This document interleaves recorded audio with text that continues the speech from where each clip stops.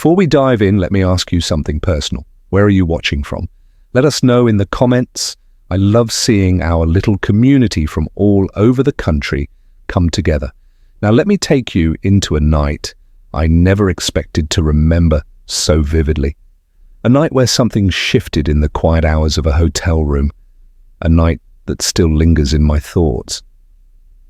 My name is Lisa. I'm 73, but I've always felt like age was just a number. I don't think we ever stop learning, growing, or being surprised by life, especially when you least expect it.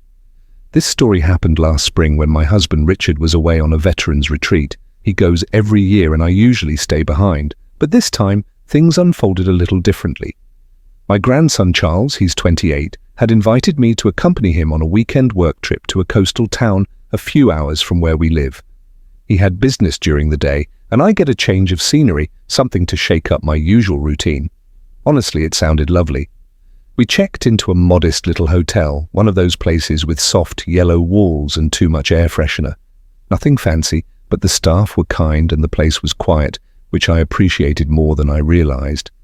We'd only booked one room with 2 beds. I didn't mind, I'm not high maintenance, and Charles was always respectful, sweet. We'd been close since he was a boy. I practically helped raise him when my daughter had to work long shifts. He's got this calm energy about him, quiet but observant, and he always makes me feel safe, even when I don't realize I need it. That first night, after a small dinner at a seafood shack by the water, we returned to the hotel, both of us tired from the drive. The room smelled faintly of ocean salt and that standard hotel linen scent. The lamp between our beds cast a warm, soft glow, and we each slipped into our beds in comfortable silence. I lay there staring at the ceiling fan spinning slowly, listening to the rhythmic wear of its blades. Something felt different. Not in a bad way, just quieter than usual, more still. "You okay, Grandma?" Charles's voice came gently from the other bed. I smiled into the dark. "Yeah, I'm fine. Just can't sleep." He chuckled. "Same. Maybe too much coffee at dinner." I turned onto my side to face him even though I couldn't see him clearly. "Do you ever feel like time's speeding up the older you get?" He paused. "Yeah, I think about that a lot actually. Like I blinked and my 20s are almost over." I reached for the lamp chain and pulled it. The room dimmed to a faint glow from the window. Moonlight spilled in, laying quiet stripes across the floor. "When I was your age," I said softly. "I used to think I had everything figured out. Marriage, family, plans, but life's full of surprises." He was quiet again, listening. I always loved that about him, how he didn't interrupt or rush to reply. "I've been thinking about you lately," I admitted, voice low. "You've grown into such a thoughtful man, kind, steady. Your mother would be proud." "Thanks," he said quietly. "Means a lot coming from you."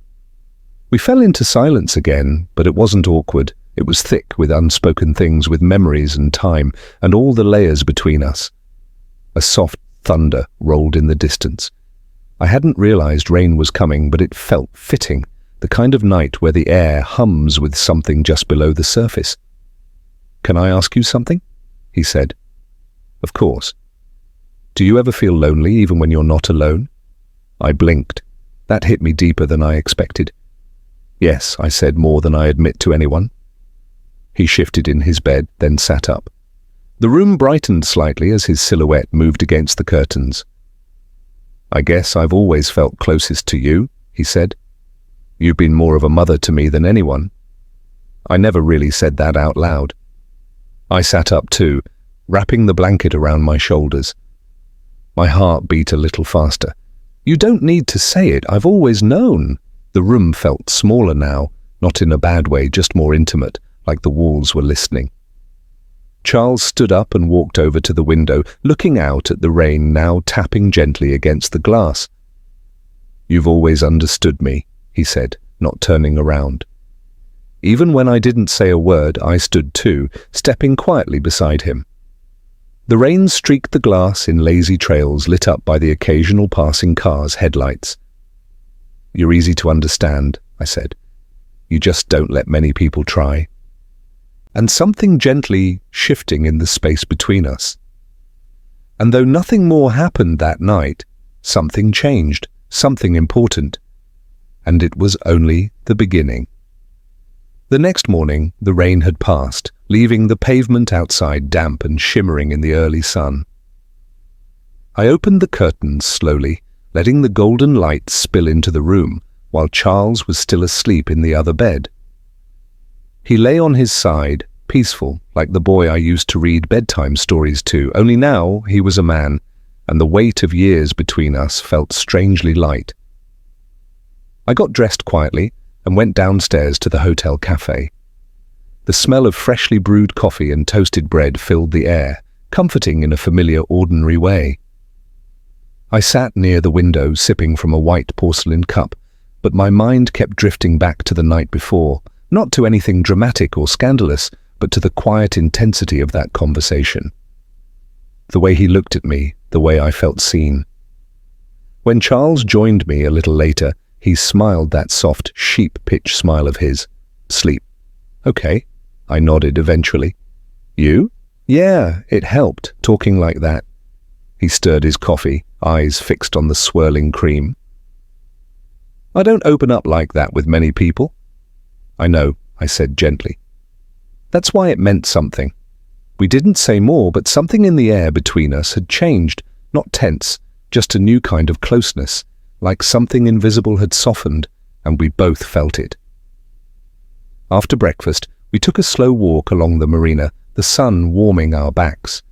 The boats rocked gently in their slips, and the breeze carried the scent of salt and seagrass. Charles told me about his work, the pressure, the deadlines, the subtle loneliness of always feeling like he had to be the strong one. You'd think by now I'd have someone, he admitted. A partner, someone to share this with. I glanced at him. You have more time than you think. Besides, not everyone finds connection the traditional way. He gave me a curious look. You believe that? I smiled. I've lived long enough to know love doesn't always follow the rules. Sometimes it shows up where you least expect it. There was a silence as we walked, a thoughtful kind, and I saw the way his fingers twitched at his side, like he wanted to reach out and didn't. I didn't either. Not then. We were still figuring out what this new closeness was, what it meant. Back at the hotel, we rested for a bit in the afternoon. I sat on the edge of my bed, reading while Charles lay back, eyes closed, one arm resting across his forehead. Tell me something about your past, he said suddenly. Something no one knows. I looked up from the book, surprised. Why? He smiled without opening his eyes. Because I want to know all of you, not just the grandmother version. That line touched something deep in me. All right, I said, placing the book down. When I was 21, I almost ran away to Paris with a man I'd known only a week. He was wild and charming, and I think I wanted to be someone else back then. What stopped you? He asked. I realized I didn't need to be someone else. I just needed to be seen. But I didn't understand that until much later. He opened his eyes and looked at me. I see you, Lissa. Not as a role, not as a title, just you. I felt my breath catch, not from shock, from something warmer, deeper. A part of me that had gone untouched for years stirred quietly. That evening, we stayed in the room, ordered a light dinner, watched the rain return in soft, steady sheets. We didn't talk much, not with words, but the space between us was full. He lay on one bed and I on the other, both of us watching the muted television, pretending to pay attention. At one point he stood and walked over to the small kitchenette to grab water. The soft lamp above him made his features look older, more weathered, and something in his gaze lingered as he turned back toward me. You always wear your hair the same, he said. I laughed. Habit. Why? No reason, just I like it. It's very you. He handed me the glass and sat beside me on my bed for a moment, not saying a word. The bed dipped under his weight, and our shoulders brushed just enough to send a quiet shiver down my spine. I'm glad you came with me. Turned back toward the flickering screen, But we weren't watching it. We were listening to something else, something inside, and it was still unfolding. The next morning, I woke before the sun, wrapped in the quiet stillness of our room. The light outside was still a dark blue, the kind of early hour that held a certain honesty. I sat up in bed and watched Charles sleep across the room, his chest rising and falling in a slow, calm rhythm. I don't know how long I sat like that, still quiet.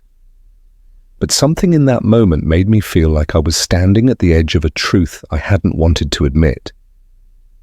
I wasn't sure what it was exactly, a warmth maybe, or a longing that didn't have a name yet. When Charles stirred and finally opened his eyes, he smiled at me. Not groggy, not forced, just soft and familiar. "Morning," he said.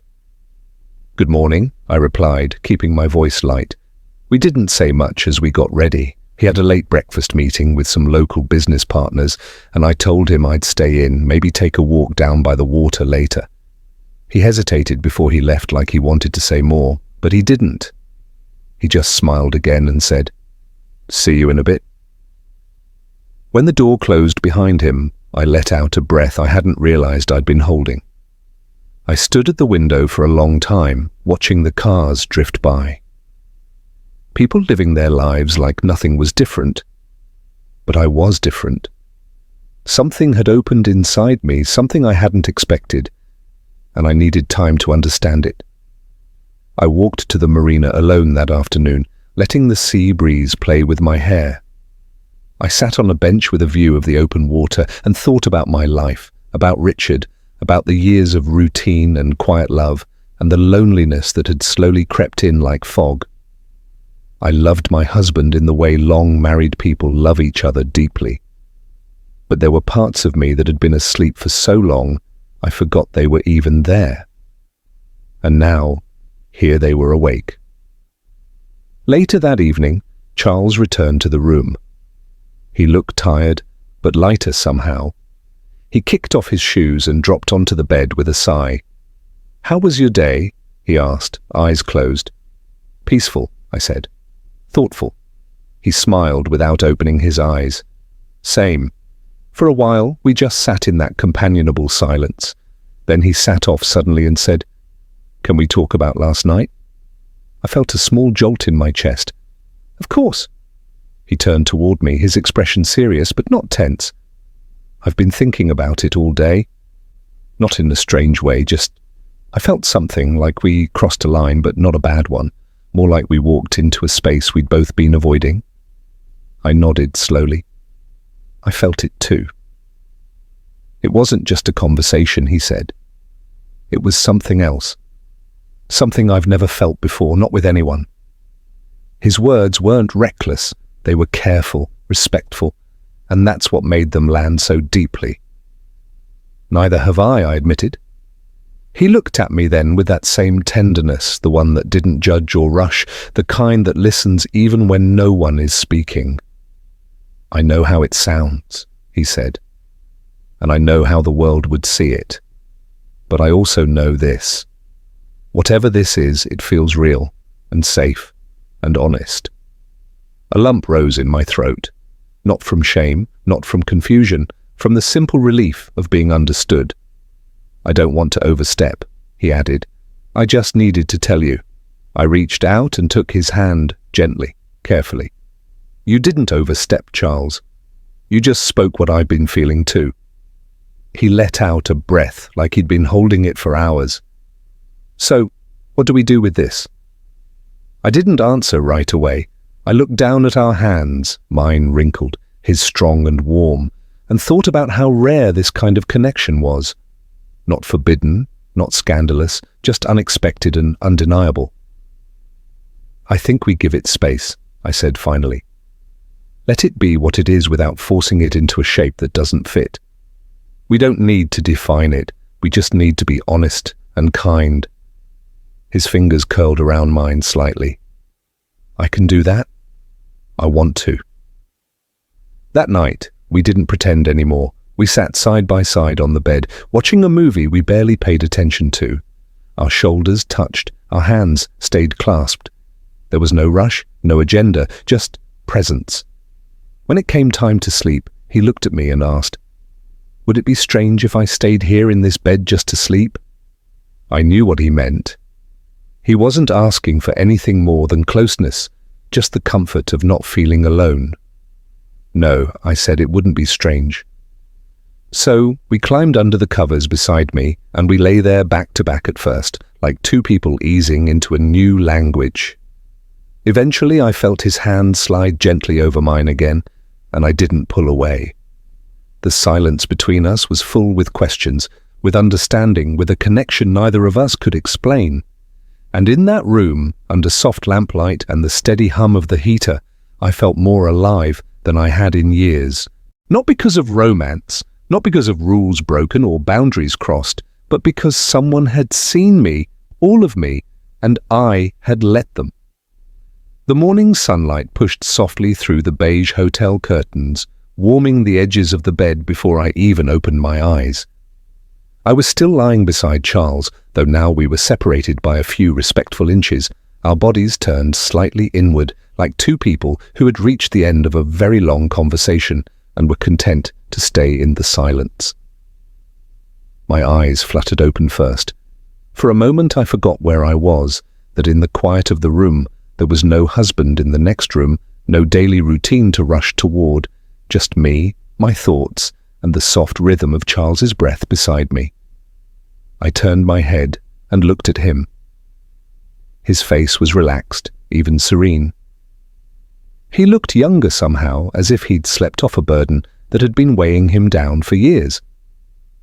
And strangely enough, I felt the same. When he stirred, his eyes met mine almost immediately. No surprise, no awkwardness, just an unspoken acknowledgement of what we'd shared. "Morning," he said softly. "Good morning," I replied. We lay there for a moment longer before he slowly sat up and stretched. "I think that might have been the best sleep I've had in months." I smiled. "Same here." We both got up and started moving about the room, gathering our things. It was checkout day. The weekend had gone by faster than I expected, and yet I felt like we'd lived a whole year in those 2 nights. As we packed, our movements were gentle, thoughtful. There were no big declarations. No need to label or explain what had happened. Instead, there was a quiet grace to everything, like we had come through something rare together.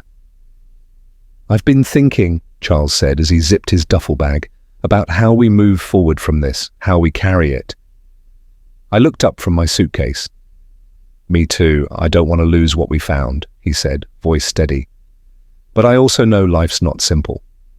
We go back home, we return to our lives, but I want to keep the honesty, the closeness alive." I nodded. "We will, because it's real. And because we both know the difference between something that's fleeting and something that matters."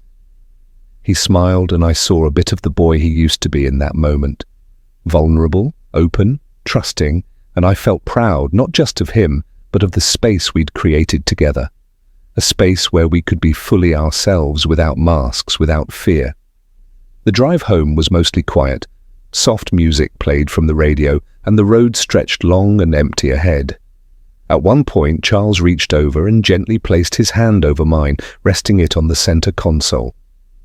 I didn't say a word, I just turned my hand over and held his back. We didn't need to fill the silence. It was full already with memory, with understanding, with something lasting. When we pulled up to my house, I felt a strange ache in my chest. Not regret, not sadness, just the realization that something beautiful was about to shift again. We had stepped into a new chapter of our relationship, and though it would take a different shape once we returned to the world, it would still be there, quiet and enduring. Charles turned off the engine and looked at me. "Are you okay?" he asked. I smiled and reached up, brushing a piece of hair behind his ear like I used to when he was little. "More than okay." He leaned in and kissed my forehead, his hand still resting in mine. "Thank you for everything, for coming, for seeing me, and thank you," I said, my voice quiet. "For reminding me that I'm still here, that there are parts of me I haven't lost." just forgotten. He helped me with my bags, and I watched as he drove off down the road, his car shrinking into the distance. When I stepped inside my home, everything looked the same. The photos on the mantel, the word discussions on the couch, the ticking of the old wall clock. But I was different. I walked through the quiet house, touched the kitchen counter, the edges of old furniture, and felt them differently, like they were meeting me for the first time again. That evening I made myself a cup of tea and sat in my favorite chair by the window. The sky was strewn with orange and lavender, and for once I didn't feel alone. Not in the way I used to, because now there was something inside me that had been rekindled, a quiet truth, a connection that had nothing to do with rules or expectations, and everything to do with seeing and being seen, with choosing presence over pretense. And though I knew life would move forward just as it always does, I also knew I'd never forget that hotel room, that rainy night, that soft breath of something new between us. It had changed me forever,